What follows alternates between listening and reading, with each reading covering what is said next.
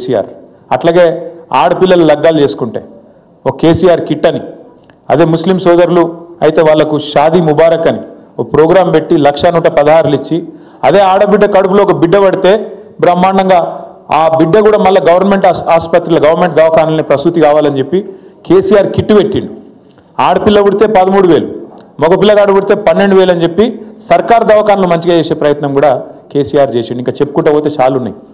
ఎందుకు చెప్తున్నా ఇదంతా అంటే బతుకమ్మ వస్తే బతుకమ్మ చీర పెట్టిండు, అదే మీకు రంజాన్ వస్తే రంజాన్ తోఫా ఇచ్చిండు, క్రిస్మస్ వస్తే క్రిస్మస్ గిఫ్ట్ అని చెప్పి గరీబోల తిరిగి చూసిండు తప్ప ఎన్నడూ కులం పేరు మీద మతం పేరు మీద రాజకీయం చేయలే కేసీఆర్.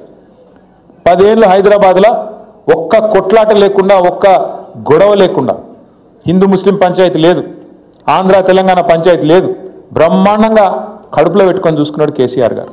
అదే వీళ్ళు ఏం చేస్తాను ఇవాళ వచ్చినాక ఓ దిక్కు హైడ్రా డ్రామా, ఇంకో దిక్కు మీకు యాదుకుండాలి ఎన్ని మాటలు చెప్పొచ్చిరు వీళ్ళు అధికారంలోకి, ఒకటా రెండా ఇంటింటికి గ్యారంటీ కార్డులు వంచిరు. ఏం చెప్పిండ్రు ఆ రోజు ముసలోళ్ళ కేసీఆర్ ఒక ముసలమ్మకో ముసలయ్యకో ఇద్దరు లెవెల్లో ఒక్కరికే ఇస్తుండే పెన్షను, మీరు మా కోటేసి మమ్మల్ని తీసుకొస్తే ప్రభుత్వంలకు ఇద్దరికి ఇస్తాం, 2,000 కాదు 4,000 ఇస్తామని చెప్పారు. వస్తున్నాయి మరి జూబ్లీహిల్స్లో ఎవరికన్నా 4,000 పెన్షన్లు. ఇంకొక మాట చెప్పిండు రేవంత్ రెడ్డి, మీకు యాదుకుండాలి, అత్తకు 4,000 కోడలకు మర్చిపోయారు ఏంది అందరు. వస్తున్నాయా జూబ్లీహిల్స్లో 2,500 జోరుగా అందరికీ. ఆ 2,500 ఇచ్చే ముఖమే లేదు. కానీ ఇప్పుడు కొత్త డైలాగ్ పట్టుకున్నాడు ఇంకోటి, 1,000,000 మంది ఆడబిడ్డల్ని కోటీశ్వర్లు చెప్తారట. ఇక కూట్ల రాయి తీయనోడు ఎట్లా రాయి తీస్తాంటే నమ్ముతామా? అమ్మకు అన్నం పెట్టినోడు చిన్నమ్మకు బంగారు గాజులు చేస్తానంటే నమ్ముదామా? వాడు 2,500 ఇయ్యాడట కానీ కోటీశ్వర్లు అని చెప్తారట. కోటీశ్వర్లు కాదు, మీ ఉన్న ఇల్లు కూలగొట్టి ఆయనతో మేము రోడ్డు మీద వాడైపోతే వాడే గొప్పోడు. నేను మొదలే చెప్పిన మీకు అందరికి చెప్పిన, హైదరాబాద్లో మీరు నమ్మినరు ఇన్నారు మమ్మల్ని గెలిపించారు.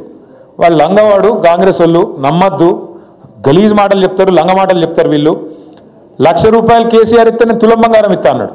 ఆడపిల్ల పెళ్లికి కేసీఆర్ 1,00,000 ఇస్తుండు, నేను దాని మీదకెళ్ళి తులం బంగారం ఇస్తా అన్నాడు. కేసీఆర్ ఇచ్చే 1,00,000 లగ్గమైపోయినాక వస్తున్నాయి పైసలు, నువ్వు పత్రిక పెట్టుకో నేను తులం బంగారం ఉన్నది పంపుతూనే ఉంటా అన్నాడు. వచ్చినాయి వాళ్ళకన్నా తులం బంగారం? మరి బంగారం షాపులలో బంగారం లేదా? ఇక ముఖ్యమంత్రిని నమ్మేవాడు అప్పిత్తలేడైంది. అంటే ఎట్లా అయిపోయింది పరిస్థితి అంటే నేను చెప్పిన మీకు ఆ రోజే, తులం బంగారం కాదు కాంగ్రెస్ వాళ్ళు ఎంత లంగాలంటే రోల్డ్ గోల్డ్ కూడా ఇవ్వడని చెప్పిన నేను.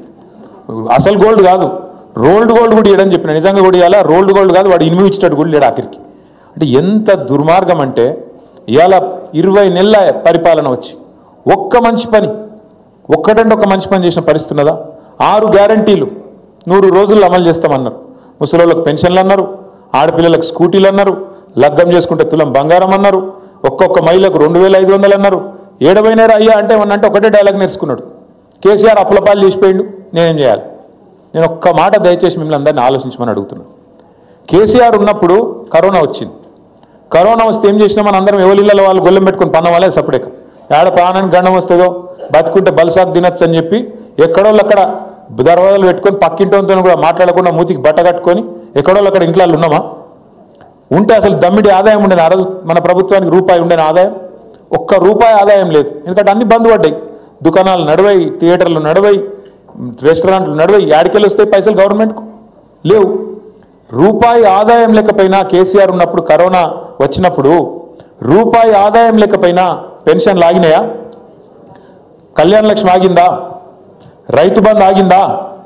లగాయని చెప్పాలి, ఆగిందా ఆగలేదా? పెన్షన్లు ఆగినాయా? రైతు బంధు ఆగిందా? కళ్యాణ లక్ష్మి ఆగిందా? షాదీ ముబారక్ ఆగిందా? అంటే మీరు అర్థం చేసుకోవాల్సింది ఏంటంటే రూపాయి ఆదాయం లేకపోయినా కరోనా వచ్చి 2 ఏళ్ళు ఆగమాగం చేసినా కేసీఆర్ మాత్రం గరీబులను మంచిగా చూసుకున్నాడు. ఈయనకు శాతగాక ముఖం బాగాలేక అద్దం బల కొట్టుకున్నట్టు ఇవాళ రేవంత్ రెడ్డికి నడపచాతగాక కేసీఆర్ మంచిగా ఇచ్చిన కరెంటు కూడా చక్కగా చేస్తలేదు. ఇదివరకు కేసీఆర్ ఉన్నప్పుడు కరెంటు కట్లు ఉంటుండేనా? ఇప్పుడు ఈయన వచ్చినాక వస్తున్నాయి మంచి కరెంటు కట్లు కడుపు నిండా. గివ్వే యాద్ చేయాలి. మంచినీళ్ళ కిల్లతు, కరెంటు రాదు, సంక్షేమ పథకాలు రావు. ఏం చేసినవరా నాయన అంటే అన్ని కేసీఆర్ నన్ను ముజ్జేసిపోయిండు, అది చేసిపోయిండు. నేను ఇక్కడ లంక బిందెలు ఉంటాయని కూడా వచ్చినా లంక బిందెలు లేవు. ఎవరన్నా ముఖ్యమంత్రి లంక బిందెలు అని మాట్లాడతారా? లంక బిందెల కోసం ఎవరు తిరుగుతారు? తువ్వాల కప్పుకొని గడపారలు తీసుకొని తటపార తీసుకొని ఎవడు పోతాడు? అర్ధరాత్రి దొంగలు పోతారు. ఈ ముఖ్యమంత్రికి ఒక గసంటోడు వెళ్ళిండు, లంక బిందెలు ఉంటాయనుకొని వచ్చినా లేవు, ఏం చేయాలి అని మాట్లాడుతున్నాడు. ఇంకా గలీజ్ ఏంటంటే మా తమ్ముళ్ళు ఉన్నారు, మా అన్నలు ఉన్నారు. ఇప్పుడు మీరున్నారు పోయి ఇక మా తమ్ముడు క్యా నామే తుమారా కళ్యాణ్ కూసోరా ఇప్పుడు కళ్యాణ్ ఉన్నాడు మంచి అట్టకట్టున్నాడు మంచి షర్ట్ వేసుకున్నాడు పైకి వెళ్ళి నల్ల షర్ట్ వేసిన వాడు లోపల బనీన్కు పొక్కలు పడ్డా చెప్తున్నా ఊపర్ షేర్వాణి అందరు పరేషాని అన్నట్టు లోపల బనీన్ సక్కగా లేకపోయినా మీదికి వెళ్ళి మాత్రం కడకంగి చేసుకొని ఉండాలి. నేను కూడా గంతే, ఎవరైనా గంతే. ఎందుకు ఎవడన్నా మార్కెట్లో మనం చూసి 4 పైసలు ఇవ్వాలంటే ఎవడిస్తాడు, లేకపోతే అప్పు పుట్టాలంటే ఏం చేయాలి మరి? పైకి మాత్రం కడక్ ఉండాలి. అట్లా అయితేనే ఎవడన్నా మనం దేకుతాడు, పచారు ఉంటుంది. లేకపోతే నువ్వే తిరిగినావు, నేను బికారి గారిని, నేను బిచ్చపోని, నాకు అక్కడ పైసలు లేవు, మొత్తం ఆగమైపోయింది అని నువ్వే అన్నావు. ఎవడన్నా ఇస్తాడా అప్పు? ఎవడన్నా పెట్టుబడి పెడతాడా? మరి అలా రాష్ట్రం ఎందుకు ఆదాయం తగ్గిపోతుంది, కొత్తగా పెట్టుబడులు పెట్టేటోళ్ళు వస్తలేరు, ఉన్నోడే వారిపోతున్నావు అంటే ఒకటే కారణం. స్వయంగా ముఖ్యమంత్రి చెప్తుడు, నా రాష్ట్రం క్యాన్సర్ పేషెంట్లు ఎక్కున్నది, నా రాష్ట్రం ఎయిడ్స్ పేషెంట్లు ఎక్కున్నది. ఇక నువ్వే నీ రాష్ట్రాన్ని తిట్టినాక, నువ్వే నీ కొంపను పొట్టుపొట్టు తిట్టినాక రాష్ట్రానికి పెద్దవు నువ్వు. ఎవరు ఎట్లా మాట్లాడాలి?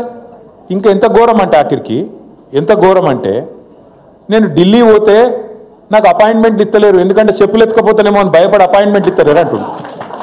ఇక గిసంటోడు మన ముఖ్యమంత్రి, మన కర్మగాలి. ఈయనకట మళ్ళీ ఈ అందానికి మనం ఓట్లేయన్నట, మళ్ళీ కాంగ్రెస్ వాళ్ళ అందానికి, ఇలా 20 నెలల పరిపాలనకు మనందరం పోయి గుద్దాలట జూబ్లీ హిల్స్లో. నేను అందుకే అంటున్నా, దయచేసి ఆలోచన చేయండి. ఇంకొక మాట, ఈ ముఖ్యమంత్రి హామీలు ఇచ్చిండు, ఈ కాంగ్రెస్ పార్టీ హామీలు ఇచ్చింది.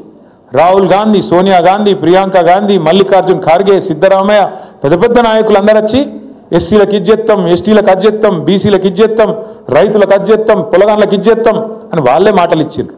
ఇచ్చినాక ఇవాళ అడుగుతున్నాం, ఏమైందా మరి, ఏం సంగతి అంటే ఏమంటుండే తెలుసా ముఖ్యమంత్రి? నా దగ్గర పైసలు కోసుక తింటారా, ఏం చెప్తారు మీరు?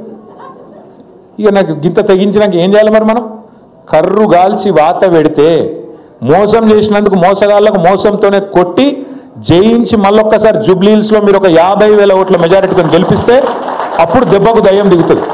లేకపోతే సుధరాయించరు ఇల్లు. లేకపోతే ఏమనుకుంటారు ఇల్లు, మేము ఎట్లా నడిపినా ప్రజలు మాకే గుద్దుతుర్రు కాబట్టి ఖచ్చితంగా మాకే మంచిగానే నడుపుతున్నాం ఈ లెక్కన. మరి అప్పుడు రాదు, ఏది రాదు. మీరు కింద మనం కింద ఆదమరిచినాం అనుకో, ఈసారి జూబ్లీ హిల్స్లో మనం డీలా వాడి లైట్ తీసుకున్నాం, ఎట్లా గెలుస్తున్నాం అని చెప్పి ఏం జరుగుతుంది ఎరికేనా? తెల్లారి నుంచి రైతు బంధు ఏం లేకపోయినా నడుతూనే ఉంది. నిన్నటిదాకా కింద పడి మీద పడి ఏదో 2,000 పెన్షన్ ఇస్తుండు కదా, అది కూడా కోసి పారేస్తాడు. అవి కూడా రావు. అందుకే నేను అంటున్నా, ఈ ప్రభుత్వానికి సురుకు పెట్టాలంటే, కర్రు కాల్చి వాత పెట్టాలంటే అది బీజేపీతో కాదు. బీజేపీడు కాంగ్రెస్ వాడు ఒకటే, దొందే. ఇద్దరు మంచిగా అండర్స్టాండింగ్లో పనిచేస్తాను. 20 నెలల రేవంత్ రెడ్డి పాలన, 20 నెలల రేవంత్ రెడ్డి కుంభకోణాలు బయటికి రాకుండా కాపాడుతున్నది ఎవడంటే బీజేపీడే. ఇవాళ మీరు ఆలోచన చేయండి, నా మీద కేసు అవుతుంది, కేసీఆర్ సార్ మీద కేసు అవుతుంది, మన పార్టీలు ఉండే అందరు నాయకులు గట్టిగా ఎవరైతే మాట్లాడుతారో అందరి మీద కేసులు పెడతారు. అదే ఒక్క కాంగ్రెస్ మీద కేసు ఎందుకు పెట్టరు? ఆలోచన చేయాలి కదా మరి మనం కూడా. బీజేపీ వాళ్ళు నిజంగా అంత పార్టీ వాళ్ళు అయితే, వాళ్ళు నిజంగానే నియత్ ఉంటే వాళ్ళకు ఎందుకు కేసులు పెడతలేరు మరి? ఇవాళ ఏం అక్కరున్నది నీకు రేవంత్ రెడ్డిని కాపాడేది? వాళ్ళిద్దరి ఎజెండా ఒక్కటే, మోదీది రేవంత్ రెడ్డిది ఎజెండా ఒక్కటే. ఖచ్చితంగా కేసీఆర్ బొండిగా విసికేయాలి, తెలంగాణ గురించి మాట్లాడేటోళ్ళు లేకుండా చేయాలి, మన ఇద్దరం ఆడుకోవాలి, మైదానం ఖాళీ కావాలి, మన ఇద్దరం ఆడుకోవాలన్నది వాళ్ళ ఎజెండా. నేను మీకు దండం పెట్టి చెప్పేది, ముఖ్యంగా మా నాయకులు, మా సోదరులు, మీ అందరికీ కూడా కోరేది, దివంగత శాసనసభ్యుడు ఎమ్మెల్యే మాగంటి గోపీనాథ్ గారు, ఎన్టీ రామారావు గారు ఉన్నంతకాలం ఎన్టీ రామారావు గారికి విధేయుడిగా పనిచేసిండు.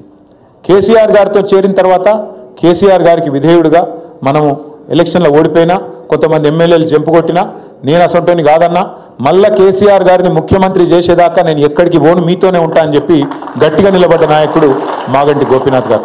మనం ఎన్నడూ ఈ 10-11 ఏళ్లలో ఎన్నడూ కూడా కులం పేరు మీద పంచాయతీలు పెట్టలే, మతం పేరు మీద పంచాయతీలు పెట్టలే, ఎన్నడూ కూడా మనం ఆంధ్ర తెలంగాణ పంచాయతీలు అసంటే వాటికి కూడా పోలే. మనం అందరినీ కడుపులో పెట్టుకొని, హైదరాబాద్ మహానగరం అనేది ఒక మినీ భారతదేశం లెక్క కాబట్టి అందరినీ కడుపులో పెట్టుకొని మనం నడిచినాం. మనం ఈ 51 బూత్లలో 100 మందికి ఒక్కరు చొప్పున మనం ప్లాన్ చేసుకొని, ఇప్పటికే ప్లాన్ చేసి ఉంటారు. మరి మీ అందరికీ కొన్ని వివరాలు కూడా ఇచ్చింటారు.